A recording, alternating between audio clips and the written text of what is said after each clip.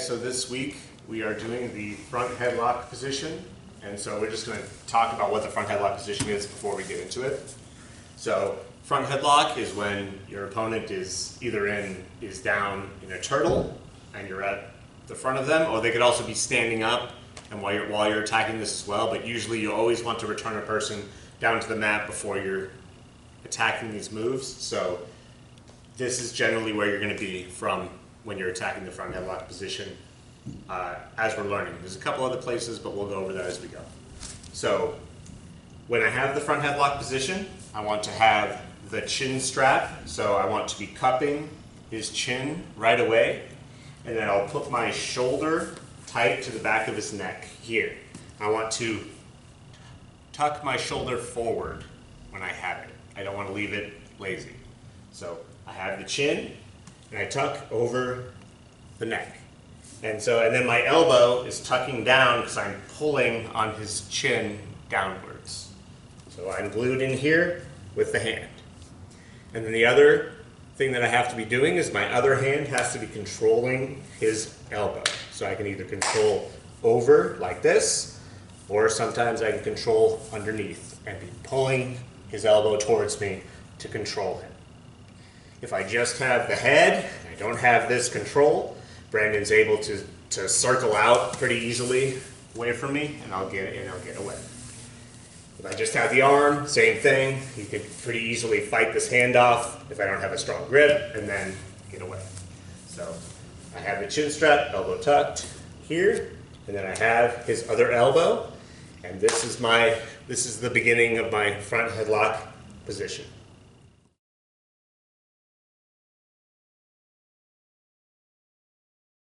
So we're going to talk over entries into the front headlock position first before we move into attacks. So starting off, we're going to attack the front headlock position from a open guard position. So I can have Brandon's head, and the key to getting the guillotine grip or the front headlock grip is that I need Brandon's head to be lower than my shoulder. Whenever his head gets lower than my shoulder, that is when I can loop my hand in and begin attacking my front headlock in my guillotine positions. So to set that up, we're going to have his head here, and we're going to be parrying with our feet. So in this open guard position. And so I'll have his head, I'm going to post on this hand, and then I'm going to, this foot that's already forward, I'm going to do a technical get up, and I'm going to pull Brandon's head to the ground at the same time. So it forces him to put his hands on the ground. And then from here, I'm going to scoop his chin, and I'll get into my front headlock position. So once again, we were here, we were fighting, doing whatever, and then I was ready to attack my front headlock. So hand posts, I scoop back, and I push his head down, and then I can scoop his chin, shoulder tight to his neck, grab his other arm, and now we're in our front headlock position.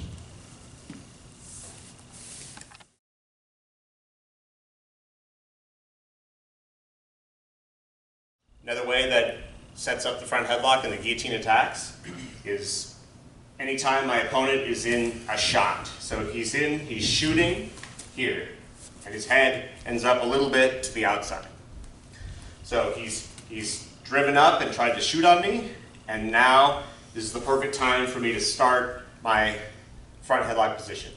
So I have to be wary, because if I stay squared up with Brandon, he's just going to continue driving and then drive me down, and then I will be taken down.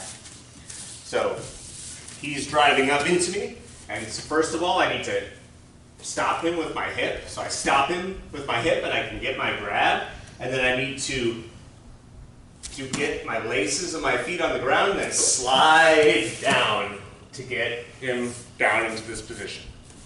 So he loses his momentum because I stopped him with my hip and I changed the angle. If he ended up on this side, I would just scoop this side, and then I'm going to scoop back and let him drive himself down into the front headlock position. And now I have his chin, I'm tight on his neck, I have his arm, and I'm ready to start my attacks.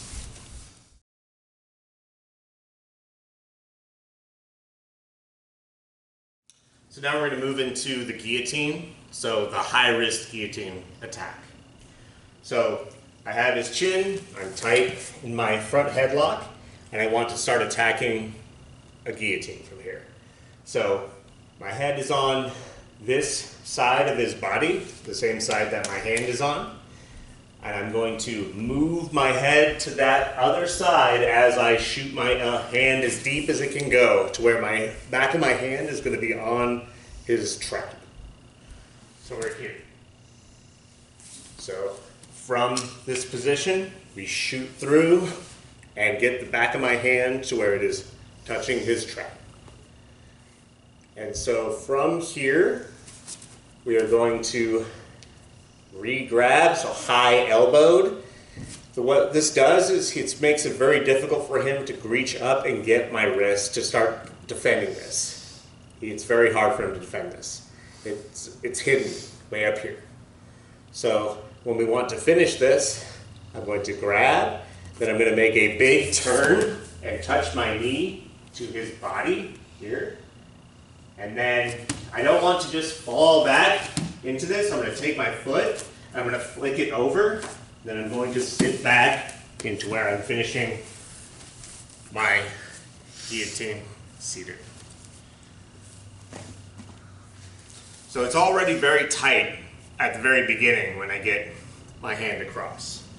So we're here, my head moves to the side, and I shoot the hand as far as I can with the back of my hand on his trap.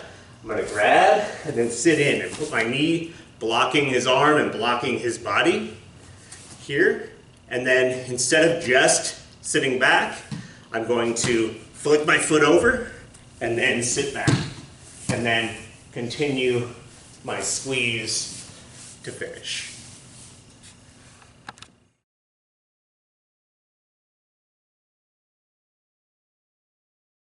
Okay, so now we're in that same position, in our front headlock position.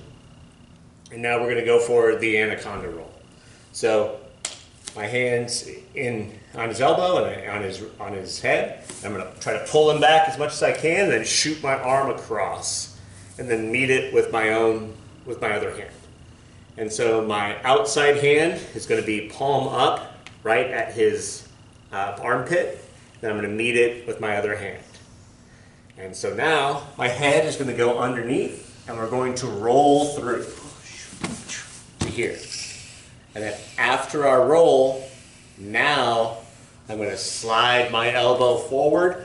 I'm not going to stick it out first to give him an opportunity to grab it. Now it's going to be annoying, so I just slide it forward and then cup over his back of his lat. Then I can squeeze and sit in to get my finish. One more time. Here, drive, shoot through, grab, tuck it in, roll, then shoot it through and squeeze.